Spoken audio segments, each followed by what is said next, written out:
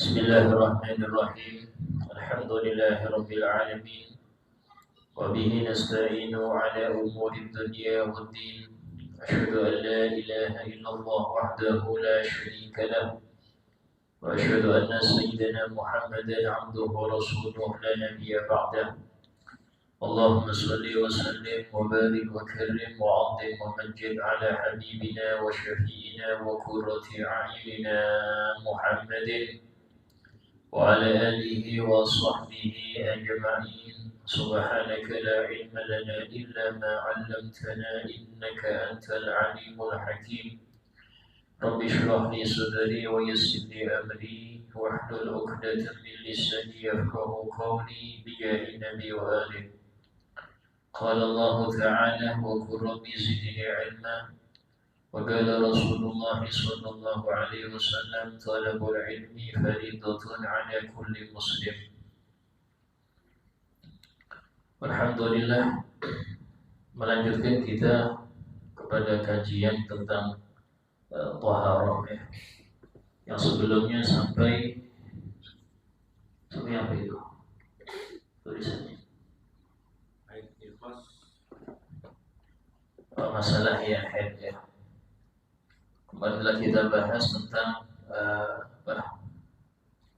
perkara-perkara yang mewajibkan mandi ya, itu hadas besar.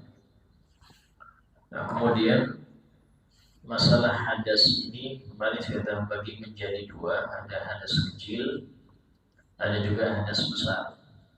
Hadas kecil menghilangkannya dengan wudu, dan hadas besar menghilangkannya dengan mandi wajib. Ya, dan kemarin telah kita bahas tentang apa itu perkara-perkara yang mewajibkan mandi. Nah, kemudian untuk sebagai pelengkap ya, mungkin kita membahas tentang apa-apa yang diharamkan, itu hanya sudah ya, hal yang diharamkan oleh orang wudu. Orang yang gak wudu itu apa saja, yang diharamkan untuk orang junub apa saja, dan kemudian yang diharamkan bagi orang yang haid apa saja. Nah, kesimpulannya ini kayaknya yang kemarin sudah beres seperti di sebelum Ramadan ya. Itu kalau yang hadas kecil ya diharamkan 4 perkara.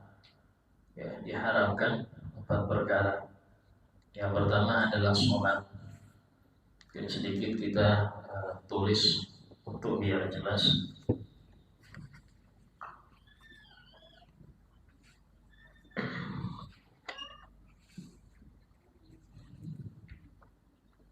Oh, ini sudah ini ya.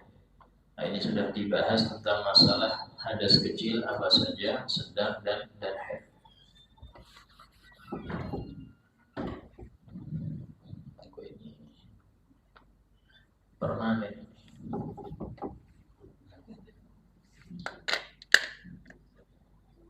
Bisa dihapus. Ya.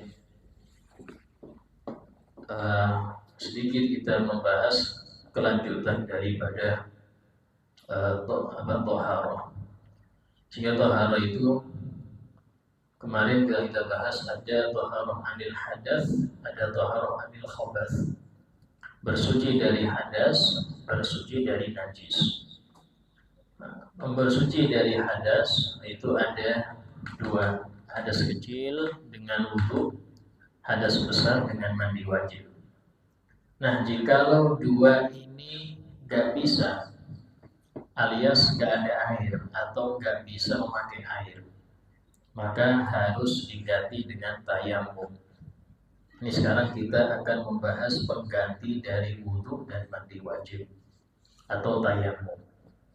Di tayamum ini dalam Al-Quran disebutkan wa in kuntum marda aw ala safarin aw jaa ahadun minkum minal ghaidi aw lamastum nisaa falam tajidu ma'an fatayammamu sa'idan thayyiban famsahu biwujuhikum wa aydikum.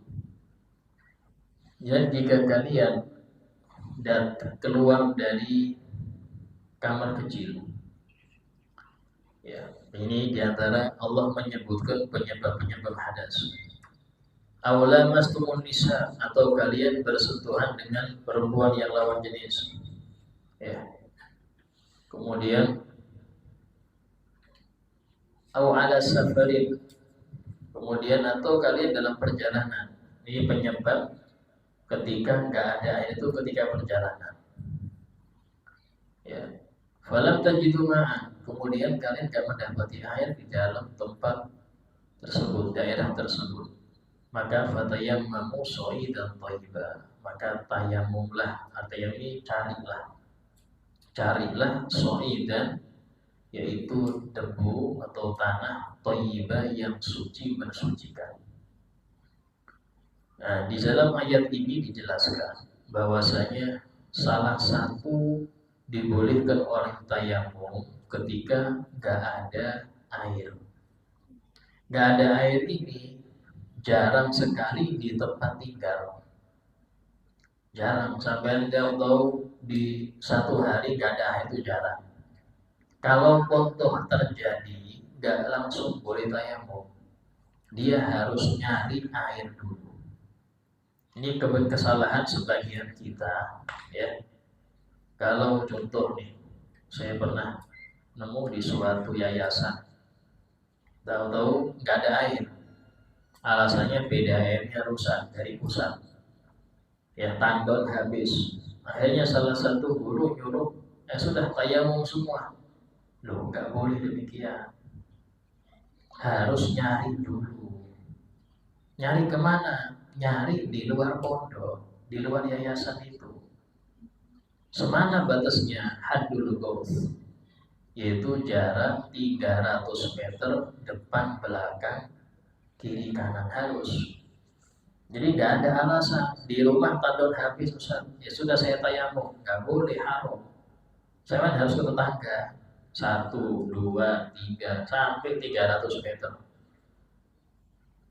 minta air situ, ya. Apalagi rumah dekat Kandilo, nggak ada alasan tayamum, ya. Ini harus, jangan gara-gara di rumah nggak ada air hanya tayamum, nggak sah. Karena Allah sudah berfirman, fatayamum. Tayamum ini apa? Nyari. Di tayamum itu artinya nyari, carilah sha'idan thayyiban, tanah atau debu yang suci, mensucikan. Baru famsahu biwujuhikum, usaplah wajah kalian, wa aydikum, dan kedua tangan kalian. Selesai, itu aja. Mau itu mandi wajib atau wudu, penggantinya cuma dua ini yang diusap, ya. Jadi bukan berarti karena mandi wajib gulung-gulung di pasir gitu. Ini jahil murokab, ya. Kebodohan yang mengganda. Murokab ini double. Kenapa double? Karena dia nggak ngerti dan so tahu. Coba nggak ngerti tanya, jahilnya satu. Kalau orang nggak ngerti tapi merasa nggak ngerti, itu jahilnya satu. Kalau sudah nggak ngerti so tahu, jahilnya dua. Ini kalau orang Arab bilang jahil murokab, jahilnya itu berlipat ganda, murokab.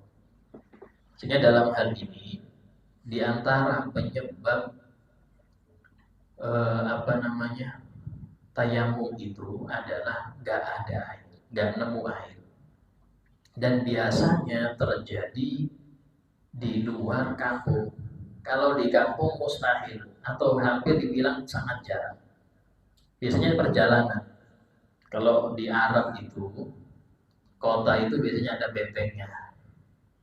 Kenapa ada kota? Karena ada oase, ada sumber air, barulah ada kehidupan banyak tenda jadi kota.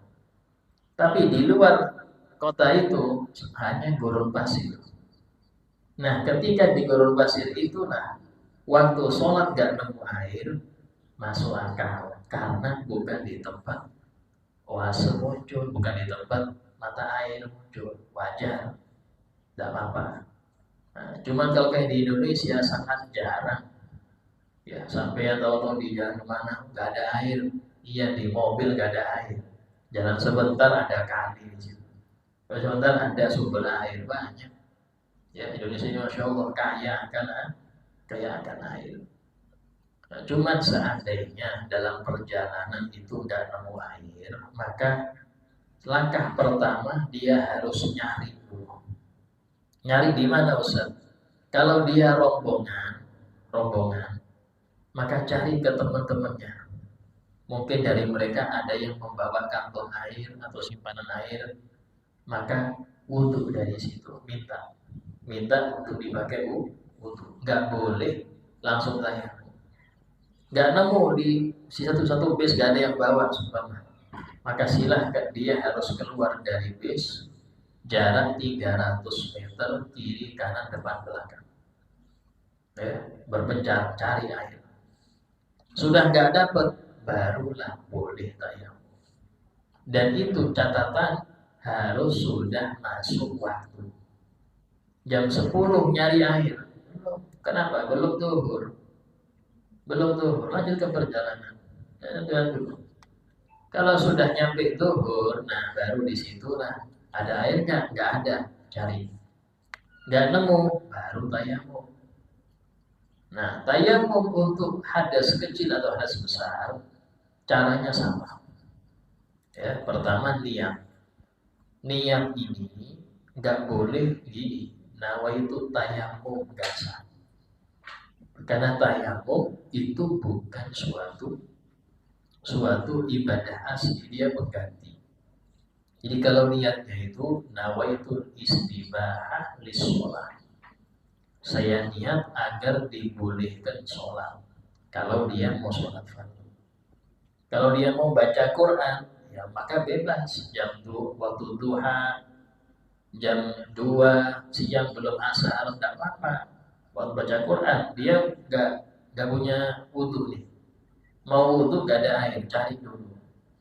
Maka saya mau baca Quran, walaupun belum asar, silahkan tayamum. Tapi tayamum yang untuk baca Quran dan boleh dipakai sholat asar. Kalau adzan asar, wajib dia ngulang tayamum lagi.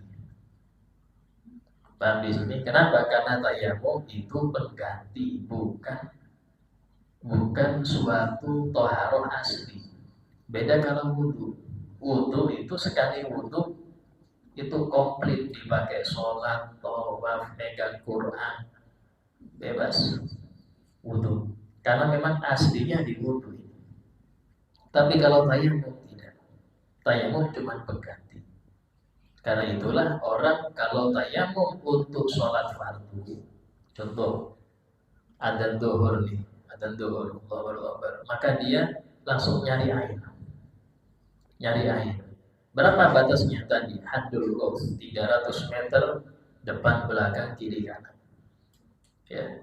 Kalau sudah nggak dapat 300 meter 300 dirok ya. Hasil ini 150 meter. Mungkin kalau sini kemana 100 meter? Pertigaan situ nyampe. Terlalu lebih. Nggak sampai situ ya, nggak sampai pertigaan pasar ya, nggak sampai ya 10 meter. Ini dekat aja itu, depan belakang kiri kanan 150 meter, 300 dirham. Nah, nyari dia, nggak nemu, baru tayamum. Nah tayamum itu pertama nyari debu yang benar. Apa ini benar Ustaz? Bukan tanah yang basah, nggak bisa. Atau pasir, ya, pasir yang ada di mana? Samping laut tuh, itu nggak bisa itu, karena nggak ada debunya. Atau pakai tepung, nggak bisa tepung. Ya, debu di sini apa? Debu yang asli, nggak boleh mengada-ada. Sebagian orang sudah anggap ini ada debu, nggak boleh. Ini ibadah bukan main-main. Tayamum itu harus ada debunya. Di mana contoh? Banyak tembok yang berdebu ada. Yang artinya sampai gini kan ada debu, sudah itu berarti ada debu itu. Ambil dengan 2 kali tepuk, harus 2 kali tepuk. Tepuk pertama, tepuk ini ngambil ya. Nah, baru niatnya nggak boleh nawaitu tayamum, nggak sah. Tapi niatnya nawaitul istibahah. Saya niat agar dibolehkan. Bolehkan apa? Tergantung tayamumnya untuk apa. Kalau tadi untuk sholat duhur, nawaitul istibahah li sholatil fard. Saya niat agar dibolehkan sholat fardu. Ya, niat di hati. Baru musaf itu. Nah, ini. Ambil lagi kedua untuk tangan. Nah, selesai sudah. Itu aja. Ya. Mau itu untuk mandi wajib atau wudhu sama caranya, nggak jauh beda. Tapi harus 2 kali ambilan dan harus yakin ada debu. Sebagian orang tayamum di pesawat, mana pesawat debu? Tuh sudah bersih semua kinclong pesawat. Orang kalau pesawat ada debunya dikomplain sama penumpang, nggak ada. Oh iya, anggap aja debu, nggak bisa nganggap. Kalau memang nggak ada debu ya apa? Ya sudah, berarti sholat li faqidit thahurain. Anda kerjakan sholat dalam keadaan nggak ada air untuk wudhu, nggak ada debu tayamum, tetap sholat. Tapi wajib diqadha ketika sudah nyampe bandara. Jadi bukan tayamum, nggak boleh tayamum nggak ada debu, harus ada debu. Ya, ini kalau nggak ada air. Dan kemudian wudhu, tayamum yang seperti ini itu yang membatalkan banyak. Pertama, segala hal yang bikin batal wudhu, buang angin, buang air, nyentuh lawan jenis tanpa hail tanpa menghalang, ya, tidur, itu semua membatalkan tayamum. Ditambah lagi melihat air, tahu-tahu hujan, batal. Tayamum hujan, batal. Kenapa? Lihat air. Karena dia tayamumnya karena nggak ada air. Ketika ada air, batal. Atau tahu-tahu dengar suara, air jatuhan. Ada air nih, batal. Apalagi lihat air banyak satu danau, batal. Ini kalau di luar sholat. Kalau tengah-tengah sholat, Ustaz, tengah-tengah sholat hujan. Ya apa ini? Ada 2 pilihan. Anda membatalkan, ya, langsung wudhu, lanjut sholat, atau Anda lanjutkan sholat ini. Karena dalam sholat tidak apa-apa, lanjutkan sampai salah, tapi wudhu lagi juga sama. Wudhu lagi dan ulang sholat lagi. Itu kalau di dalam orang lihatnya waktu sholat. Tapi kalau di luar sholat, langsung nggak bisa dia sholat nggak sah. Ya. Tapi kalau alasannya karena nggak boleh kena air, ini biasanya di rumah sakit. Orang kena cacar, ya. Ini kayak apa? Nggak boleh kena air nih, Ustaz. Tayamum. Dan tayamum ini nggak perlu nyari air lagi, air sabrek-abrek di rumah sakit, Pak. Ini bukan masalah nggak ada air, nggak boleh kena air. Maka tayamumnya sama ya tadi caranya. Sehingga orang yang merawat dia itu carikan debu, ya, untuk dia sentuh 2 kali dia usapkan. Nah, itu caranya, ya. Nah, kemudian apakah orang yang sholat pakai tayamum itu wajib diqadha sholatnya, wajib diganti? Maka dilihat. Kalau dia dalam perjalanan nih, ya, kemudian dia di waktu datangnya sholat di tempat yang memang di situ nggak pernah ada air, contoh di gurun pasir, maka tayamumnya dia sholat dengan tayamum itu nggak perlu diqadha, karena tempat itu memang nggak ada air. Tapi kalau dia tayamumnya di tempat yang biasanya ada air, tahu-tahu waktu itu nggak ada, contoh di mana? Tempat tinggal sendiri. Di rumah biasanya banyak air, tahu-tahu di kampung ini air habis. Sudah nyari, saya bilang di kampung ya, bukan di rumah. Kalau di rumah kan bisa keliling sampai. Jadi satu kampung gak ada air. maka tayamum. Tapi sholat dengan tayamum itu wajib diqodho. Wajib diqodho. Kenapa? Karena ada tayamum di tempat yang biasanya banyak air, tahu-tahu nggak ada air, tahu-tahu berarti kan jarang. Nah, ini hukum untuk orang yang tayamum. Kemudian ada tambahan hukum orang yang berperban. Ini penting. Perbannya di mana? Di tempat area anggota wudhu.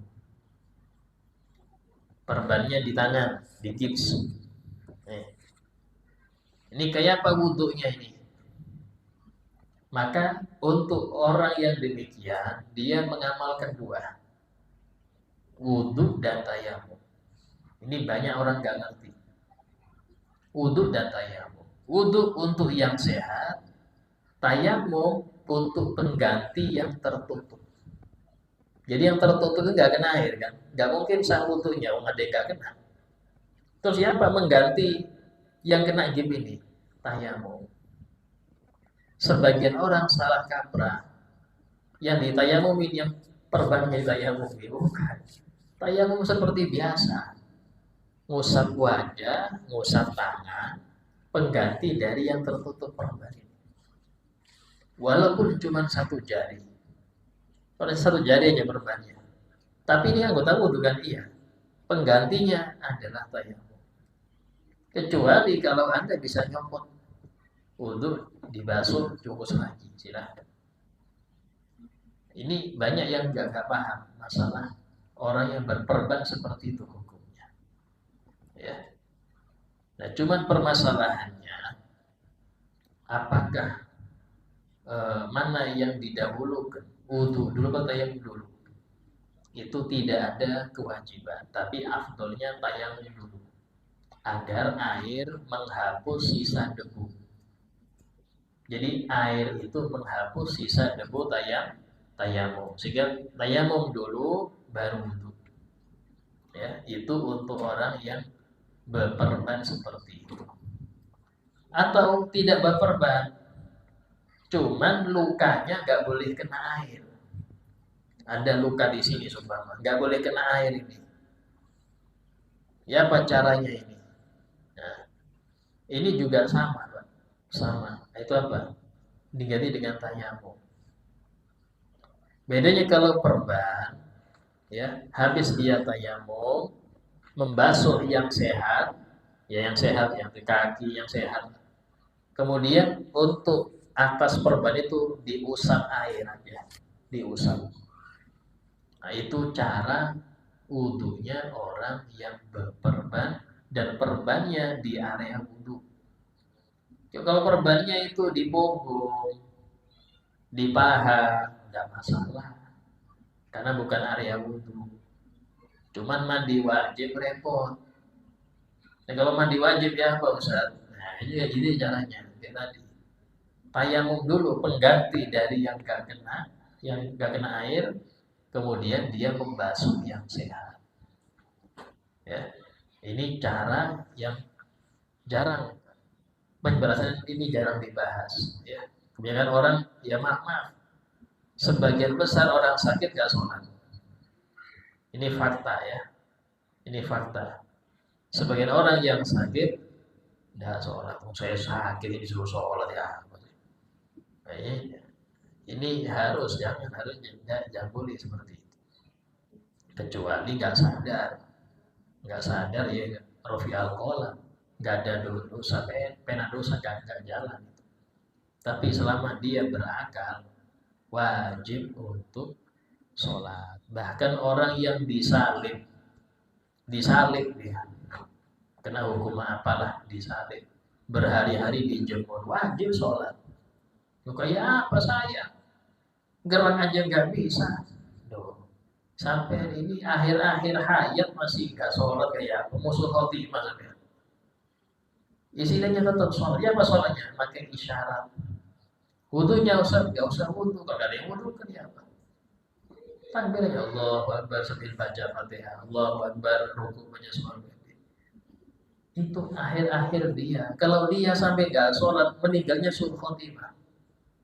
Sudah meninggal di salib suul khotimah lagi. Ya apa gak enaknya. Maka akhir-akhir injury time ini usahakan happy ending. Usahakan husnul khotimah. Akhir yang baik. Itu berat, Pak. Akhir yang baik ini berat. Tapi bagi Allah gampang. Kalau Allah menghendaki gampang. Cuma kita harus ada pergerakan ke situ. Kita harus ada gerakan untuk menuju ke situ. Apa itu? Yaitu tadi berusaha menutup akhir hidup ini dengan yang baik. Orang yang di penjara bawah tanah tidak ngerti ini siang kah, malam kah, gelap terus. Kayak apa di bawah tanah, nggak ada matahari. Tapi wajib sholat. Kayak apa caranya? Saya kibat gak ngerti. Ini siapa malam saya juga nggak tahu. Dikira-kirakan. Oh kayak ini subuh nih. Kalau subuh, Allahu Akbar.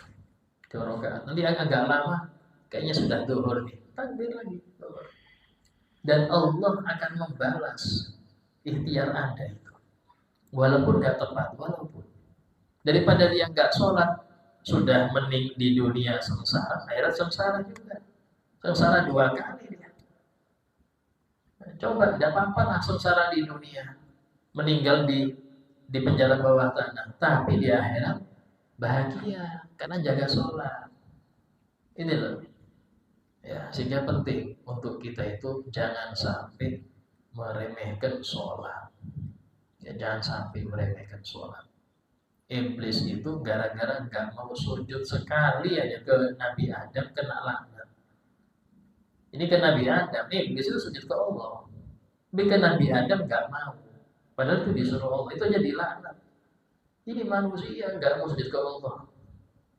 Bagaimana lebih parah dari iblis kayaknya ini model. Ini sehingga hati-hati, kalau nggak sholat hati-hati. Karena kita ini dilema. Ada teman ya satu kantor atau satu ya teman lah, baik betul orangnya, khoir, sering senang traktir, tapi nggak sholat, jauhin, bahaya. Karena nggak sholat dia bisa nular ke Anda. Minimal ketika Anda dibaikin orang itu, Anda akan menganggap tidak apa-apa walaupun dia nggak sholat, tapi dia orang baik kok, tidak apa-apa. Lu bahaya. Nganggap orang nggak sholat itu baik, bahaya. Kalau sudah seperti itu, berat Anda di akhirat. Karena Anda tidak membenci apa yang dibenci oleh Allah. Termasuk ibadah hati itu, cintai apa yang Allah cintai, dan benci apa yang Allah benci. Itu namanya cinta karena Allah, benci karena Allah. Ibadah hati yang paling berat di situ. Karena itulah Nabi bersabda, al-mar'u ma'aman ahab. Seseorang itu akan bersama dengan siapa yang dia cintai. Ya, cinta pemain bola gabung dengan mereka. Dia cinta temannya yang gak pernah sholat gara-gara baik ke dia. Ditraktir terus, ya kumpul dengan itu nanti. Ini neraka kumpulnya ya. Gara-gara cinta, hati-hati. Karena itulah jangan letakkan cinta sembarangan. Ya. Nah kemudian untuk tayamum ini tadi saya tambah ya, yang membatalkan tayamum pertama segala hal yang membatalkan wudu. Kemudian yang kedua melihat air kalau memang tayamumnya karena nggak ada air. Yang ketiga murtad, naudzubillah, keluar dari Islam, maka batal tayamum. Kalau wudu nggak batal. Orang punya wudu, dia murtad, kemudian syarat lagi, nggak perlu ulang wudunya. Tapi kalau tayamum wajib ulang tayamumnya. Ya itu perbedaannya di situ. Nah kemudian selesai masalah pembahasan pengganti daripada wudu dan mandi wajib, ya. Maka sedikit saya membahas tentang wudu yang sunnah. Wudu yang sunnah itu, ya, pertama adalah tajdidul wudu, memperbaharui wudu. Jadi orang itu disunnahkan dia setiap kali sholat fardu hendaknya wudhu walaupun belum batal. Termasuk suatu amalan yang baik yaitu apa? Al-wudhu likulli fardhah. Berwudhu setiap mau sholat fardu. Walaupun belum batal, ya wudhu. Cuman niatnya bukan nawaitul wudu'a lirafil hadasil. Karena hadasnya belum ada. Terus apa niatnya Ustaz? Nawaitu tajdid dan wudhu. Kalau dalam hati saya niat memperbaharui wudhu. Niatnya saya niat memperbaharui wudhu. Itu yang pertama, sunnah. Kemudian yang kedua, ketika masuk masjid usahakan punya wudhu. Walaupun iktikaf itu tidak disyaratkan wudhu, tapi makruh orang masuk masjid berhadas kecil. Haram iktikaf berhadas besar. Ya, hadas besar haram. Hadas kecil makruh di masjid atau di musola. Kemudian sunnah wudhu ketika hadir majelis ilmu. Sunnah wudhu ketika adzan atau iqamah, sunnah. Muadzin itu jangan langsung adzan, wudhu dulu, baru dia adzan. Ya, karena itulah usahakan sebelum waktu sholat dia sudah standby, sudah wudhu, sudah rapi, tutup aurat dan segalanya. Kemudian membaca Quran sunnah wudhu, membaca ya. Kalau megang Quran wajib wudhu. Kalau baca Quran tidak wajib wudhu. Contoh sampean mau baca ayat kursi, tidak apa-apa nggak pakai wudhu. Mau sudah hafal, baca Quran nggak apa-apa. Sampean mau membaca Yasin, tidak apa-apa. Asal nggak megang. Kalau megang Quran, walaupun nggak baca, haram kalau nggak punya wudhu. Tapi kalau membaca Quran, sunnah punya wudhu. Ya. Kemudian membaca kitab ilmu, hadis, tafsir, itu sunnah wudhu. Bahkan disebutkan oleh para ulama bahwasanya keberkahan yang Allah berikan kepada orang yang menuntut ilmu dengan adab-adab itu lebih banyak daripada menuntut ilmu gak pakai adab. Disebutkan dalam kitab Ta'alim Muta'alim, ada dua santri yang sama-sama masuk pondok. Yang satu mengamalkan adab. Dia tiap membuka kitab itu dia wudhu dulu. Kemudian duduknya gak selonjor, duduknya sila. Ada kalanya dia tahiyat akhir, menghadap kiblat ketika membaca, baca Fatihah kepada pengarangnya, kepada gurunya. Yang satunya gak perhatian itu, wis asal baca. Kadang-kadang sambil ngerokok bacanya, ya. Kadang-kadang pakai kaos oblong aja you can see sambil baca kitab, ya. Kadang-kadang selonjor, kadang-kadang ini gak peduli dengan adab. Maka waktunya sama-sama sekian tahun, keluar beda hasil. Yang pakai adab itu kelihatan betul cahaya ilmu ada pada dia, dan dia lebih banyak bermanfaat di masyarakat. Yang satunya kurang manfaatnya, bahkan kayak dia nggak pernah ngondok, nggak pernah ngondok. Kenapa? Nggak beradab di dalam. Jadi ini masalah perbedaan ilmu umum dengan agama di situ, Pak. Ilmu umum itu sampean walaupun mungkin ya nggak adab sama guru, tetap ngerti, cerdas, tetap. Karena ilmu umum nggak perlu adab. Kadang-kadang orang kuliah, kalau gurunya ngasih nilai jelek, digebosi tuh motor gurunya, dosennya digebosi. Kadang-kadang dimusuhi, karena dosennya yang bikin dia nggak lulus. Tapi kalau ilmu agama beda, ilmu agama urusan sini, bukan urusan sini. Artinya, ketika hati itu bersih, ya, dan dia merendah kepada sang guru, maka dapat. Tapi kalau dia nggak bersih, guru mau ngasih repot, Pak. Mangkok yang kotor, mau minta susu, nggak dikasih sama lu, bersihkan dulu. Tanpa kasih percuma, kamu nggak bisa minum, orang lain juga nggak minum, dibuang ini percuma. Bersihkan dulu, saya nggak mau ngasih kalau kotor gelasnya, bersihkan dulu. Nah itu ilmu agama. Nggak ada kitanya dengan ini, nggak ada. Banyak dari ulama itu nggak cerdas, waktu belajar nggak cerdas, tapi ini bersih, jadi ahli, jadi ahli. Bukan urusan sini, ilmu agama, urusan sini.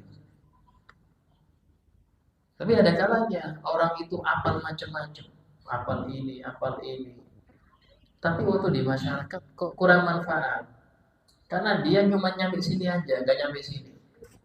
Ilmunya cuma sampai sini aja. Yang dia kejar prestasi, ijazah harus nilai bagus. Tapi dia nggak ngerti keberkahan. Sehingga dia menjadikan, wah guru itu dulu guru saya. Sekarang ya teman, bahkan sama-sama dosen, sama-sama ngajar. Ini bahaya itu, tidak boleh. Ya, dan itu yang bikin merusak ilmunya seorang murid di situ. Ketika dia sudah selevel dengan gurunya, kayak temen, oh, dulu guru saya dulu, sekarang sekantor mau bareng. Kadang cium tangan pun tidak sudah, gengsi mau cium tangan. Kenapa? Karena gurunya masih ngejar kelas, ngajarnya kelas bawah, dia kelas tinggi ngajarnya. Oh, lain lagi, ini bahaya ya, hati-hati. Nah seperti itu merusak. Ya. Kembali kepada pembahasan, di antara yang disunahkan berwudu ketika mau tidur. Sunnah mau tidur itu untuk berwudu. Ya, bahkan disebutkan dianjurkan setiap orang itu untuk tidak berlama-lama dalam keadaan hadas. Artinya ketika dia batal langsung wudu. Disebutkan dalam suatu kitab bahwasanya Allah Ta'ala berfirman kepada Nabi Musa, ya Musa, idza asobatka musibatun wa anta ala ghairi wudu fala talumanna illa nafsa. Wahai Musa, kalau engkau kena sesuatu, kena musibah, kena masalah, sementara waktu itu engkau gak punya wudu, ya jangan salahkan kecuali dirimu. Kata ulama mengambil dalam ini, orang yang jarang wudu itu sering kena musibah. Justru orang kalau dia dalam keadaan wudhu terus, musibah itu menghindar. Musibah itu menghindar. Mau keluar rumah, usahakan sampai wudhu. Jangan batal. Mau keluar usahakan wudhu. Insya Allah aman. Karena musibah menghindari orang yang suci. Nah itu termasuk daripada ilmu yang jarang dibahas orang. Bahwasanya orang yang sering berwudhu itu dijauhi musibah. Musibah gak mau mendekat pada dia. Kebalikannya, orang yang gak punya wudhu, musibah sering mepet dia. Nah, sehingga usahakan mudawamah al-wudhu. Bahkan para mursyid ya, para mursyid, guru-guru thariqah itu seringkali memberi perintah pada murid-muridnya untuk jangan lepas wudhu 41 hari. Kalau mau mendapat ilmu laduni, ya usahakan jangan lepas wudhu 41 hari. Itu cepat dia akan memahami ilmu. Apa korelasinya Ustaz? Itu sudah alam gaib. Itu sudah langsung nggak pakai rasional lagi. Laksanakan. Tapi biasanya orang kalau sudah niat demikian itu sering batal. Ada yang bikin batal adanya. Akhirnya loyo lagi. Tapi ini nggak ada sesuatu itu nggak ada ujian. Harus ada ujiannya. Ya. Nah, sebagai paripurna majelis, mungkin ada yang mau bertanya, silakan tanyakan.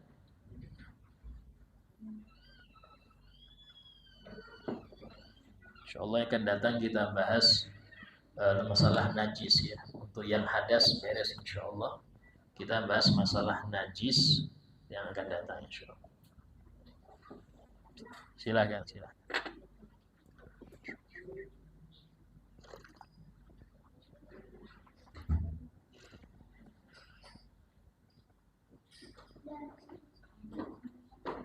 Aman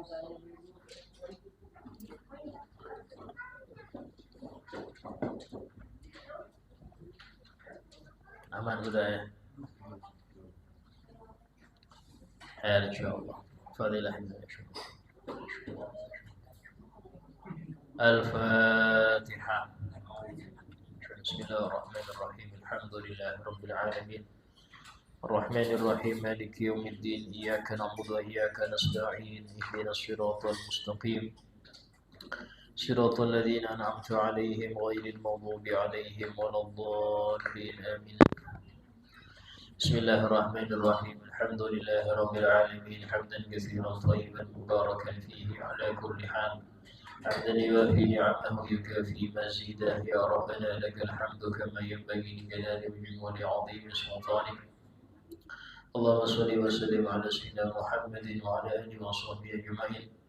ربنا انفعنا بما علمتنا ربي علمنا الذي ينفعنا ربي فقهنا وفقه اهلنا وقرابات لنا في ديننا ربي وفقنا وفقهم لما ترتضي قولا وفعلا كرما ورزقنا كل حلالا دائما واخل أدياء لنا نحظى بالخير فكل شر ربنا واصلح لنا كل شؤون واقر بالرضا منك العيون واقض عنا ربنا كل الديون قبل أن تأتينا رسل المنون ربنا آتنا في الدنيا حسنة وفي الآخرة حسنة وقنا عذاب النار وصلى الله على سيدنا محمد وعلى آله وصحبه وسلم والحمد لله رب العالمين.